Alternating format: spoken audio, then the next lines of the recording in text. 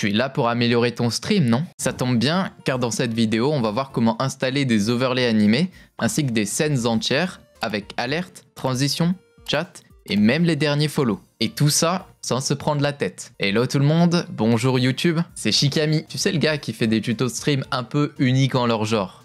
Ouais. Pour ce premier tuto de l'année, je vais vous présenter le plugin OwnPro qui est gratuit et qui est parfait pour avoir un stream complet. Évidemment, il existe une version payante qui sert à vous donner accès à des centaines d'overlays et alertes supplémentaires. Qui dit plugin dit OBS Studio, donc dégagez-moi ce Streamlabs. Et dites-moi en commentaire si vous avez besoin d'une vidéo pour faire la transition et les avantages qui vont avec. Maintenant que ça c'est dit, let's go pour l'installation du plugin.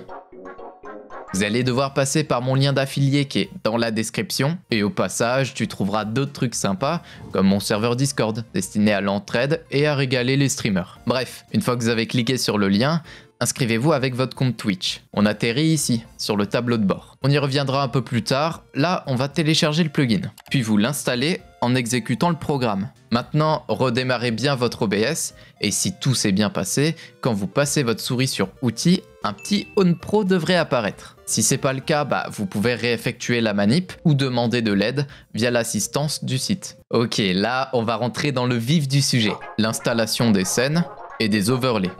C'est le moment de savoir si je suis un gros mytho ou pas. Allez dans la partie OwnPro et là, vous aurez plein de packs d'overlays sous les yeux. Il y en a 5 totalement gratuits et pour le reste, il faut évidemment l'abonnement. Sinon, OwnPro n'existerait même pas. En vrai, c'est assez fou car vous pouvez installer des centaines d'overlays et de manière illimitée. Après, peut-être n'abusez pas trop non plus, car je suis pas sûr que votre OBS va trop kiffer. Pour ce qui est du prix, c'est plutôt rentable, car en moyenne, ce genre de pack, ça vaut une trentaine d'euros unité. Et on dit pas non un petit 50% de réduction, dispo sur l'abonnement à l'année, et grâce au code Shikami.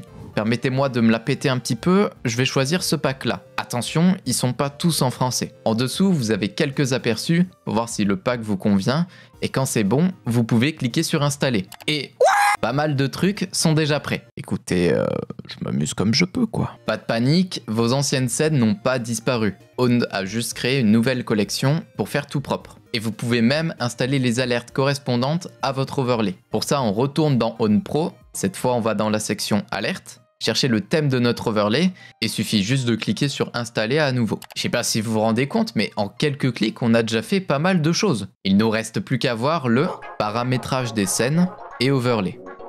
Donc, nous avons ici toutes nos nouvelles scènes que vous pouvez évidemment renommer. Perso, la flemme. Et je précise aussi que les versions gratuites sont moins complètes. C'est normal, mais concrètement, il vous suffit de dupliquer la scène Starting Soon, d'enlever le countdown et de mettre une autre source texte ou image par-dessus pour faire l'écran de pause et de fin. S'il manque une source dans celle que je vais présenter, vous pouvez normalement la rajouter depuis le petit plus. Du coup, on va s'attaquer à la scène de début. En premier, on a nos alertes. Et pour voir si elles fonctionnent, vous pouvez aller tester ça depuis le site directement. On peut aussi choisir lesquelles activer et même les customiser en cliquant sur l'engrenage. Je vous conseille de supprimer le message du chat de chaque alerte pour pas que ça le pollue. Et si jamais vos alertes disparaissent, pas de panique, suffit de les réinstaller depuis le site. Juste en dessous, c'est le fameux compte à rebours. En double-cliquant dessus, vous pouvez modifier la taille, donc la largeur fois la hauteur, la couleur et la police d'écriture. Par contre, pour modifier la durée, il vous faudra retourner sur le site, dans l'onglet Outils. La source juste après, c'est le chat. Pour le personnaliser un petit peu,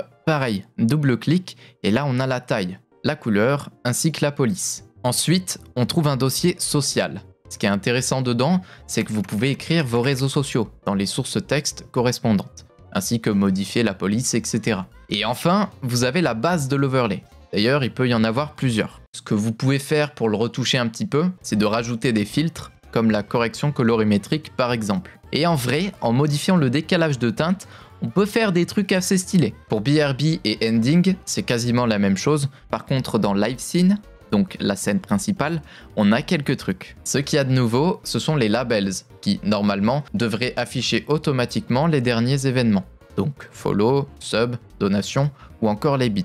Là aussi, vous pouvez les customiser en double-cliquant dessus. Sur cette même scène, il peut y avoir des overlays de webcam, ou alors ils se trouvent dans Extra Scenes. Donc on en a un classique, un avec les labels, et les deux autres pour les gros cerveaux qui utilisent un fond vert. Une fois que vous avez tout réorganisé, il ne nous reste plus qu'à rajouter les sources de capture d'écran, de jeu ou même de notre webcam si elles sont pas déjà installées et de les configurer en double-cliquant dessus. Et petite astuce comme ça, si vous maintenez le clic plus la touche Alt de votre clavier sur les bords d'une source, ça la rognera. Dans la scène de discussion, on est censé retrouver à peu près la même chose que dans les autres. Dernier point, les transitions. Normalement, après avoir installé le pack, si celui-ci en contient, vous devriez en avoir une nommée Stinger. Pour la configurer, on clique simplement sur l'engrenage, puis propriétés. Si jamais vous constatez que la transition se fait pas correctement, vous pouvez modifier le moment où elle va apparaître en millisecondes. Pas de monitoring si vous voulez que ce soit uniquement vos viewers qui l'entendent, et monitoring seul si vous voulez l'entendre avec eux. Normalement, ça suffit si vous avez déjà une source audio du bureau. Pour complètement couper le son de la transition, j'ai pas trouvé. Peut-être ce sera dans une future mise à jour OBS. Pour le fondu audio, je vous conseille de laisser sur enchaîner, à moins que vous voulez que ça fasse un effet style quand vous parlez. Si jamais tu veux aller plus loin dans la configuration de ton stream, tu peux mater mes autres vidéos et t'abonner. N'oublie pas le petit like si celle-là elle t'a été utile et de checker vite fait la description. Je vous laisse, je vais probablement manger mes propres morts, mais n'oubliez pas, restez gentils.